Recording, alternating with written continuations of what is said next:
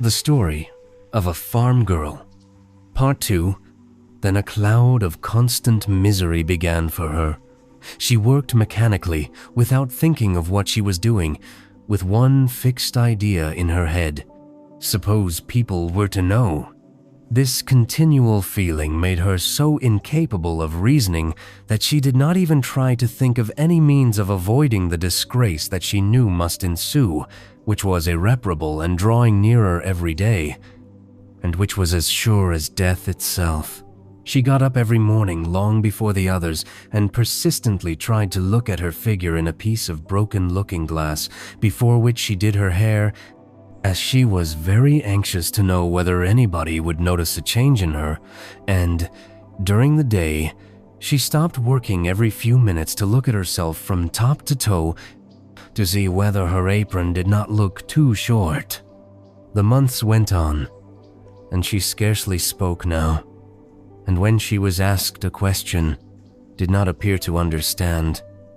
But she had a frightened look, haggard eyes, and trembling hands, which made her master say to her occasionally, "My poor girl, how stupid you have grown lately." In church she hid behind a pillar and no longer ventured to go to confession, as she feared to face the priest, to whom she attributed superhuman powers, which enabled him to read people's consciences. And at meal times the looks of her fellow servants almost made her faint with mental agony, and she was always fancying that she had been found out by the cowherd, a precocious and cunning little lad, whose bright eyes seemed always to be watching her. One morning the postman brought her a letter, and as she had never received one in her life before, she was so upset by it that she was obliged to sit down. Perhaps it was from him? But, as she could not read, she sat anxious and trembling with that piece of paper, covered with ink, in her hand. After a time, however, she put it into her pocket, as she did not venture to confide her secret to anyone. She often stopped in her work to look at those lines written at regular intervals, and which terminated in a signature, imagining vaguely that she would suddenly discover their meaning, until at last, as she felt half mad with impatience and anxiety, she went to the schoolmaster, who told her to sit down and read to her as follows. "My dear daughter, I write to tell you that I am very ill. Our neighbor, Monsieur Dentu, begs you to come if you can. From your affectionate mother, Césaire Dentu, Deputy Mayor." She did not say a word and went away, but as soon as she was alone, her legs gave way under her, and she fell down by the roadside and remained there till night. When she got back, she told the farmer her bad news, and he allowed her to go home for as long as she liked, and promised to have her work done by a charwoman and to take her back when she returned. Her mother died soon after she got there, and the next day Rose gave birth to a 7-months child, a miserable little skeleton, thin enough to make anybody shudder, and which seemed to be suffering continually, to judge from the painful manner in which it moved its poor little hands, which were as thin as a crab's legs, but it lived for all that. She said she was married, but could not be burdened with a child, so she left it with some neighbors, who promised to take great care of it, and she went back to the farm. But now, in her heart, which had been wounded so long, there arose something like brightness, an unknown love for that frail little creature which she had left behind her, though there was fresh suffering in that very love, suffering which she felt every hour and every minute, because she was parted from her child. What pained her most, however, was the mad longing to kiss it, to press it in her arms, to feel the warmth of its little body against her breast. She could not sleep at night. She thought of it the whole day long, and in the evening, when her work was done, she would sit in front of the fire and gaze at it intently, as people do whose thoughts are far away. They began to talk about her and to tease her about her lover.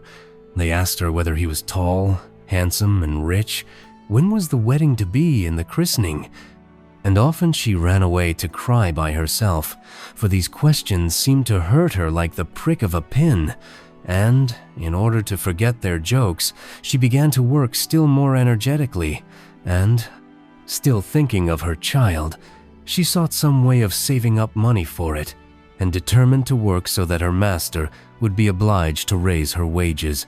By degrees, she almost monopolized the work and persuaded him to get rid of one servant girl who had become useless since she had taken to working like two.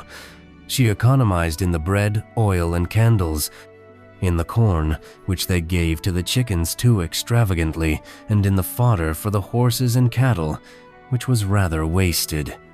She was as miserly about her master's money as if it had been her own, and, by dint of making good bargains, of getting high prices for all their produce, and by baffling the peasants' tricks when they offered anything for sale, he, at last, entrusted her with buying and selling everything, with the direction of all the laborers, and with the purchase of provisions necessary for the household, so that, in a short time, she became indispensable to him.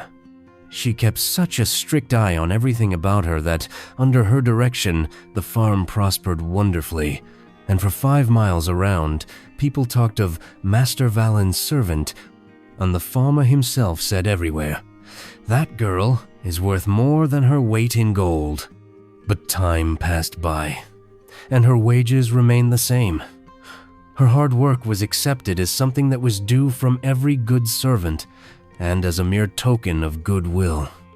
And she began to think rather bitterly that if the farmer could put 50 or 100 crowns extra into the bank every month, thanks to her, she was still only earning her 200 francs a year, neither more nor less.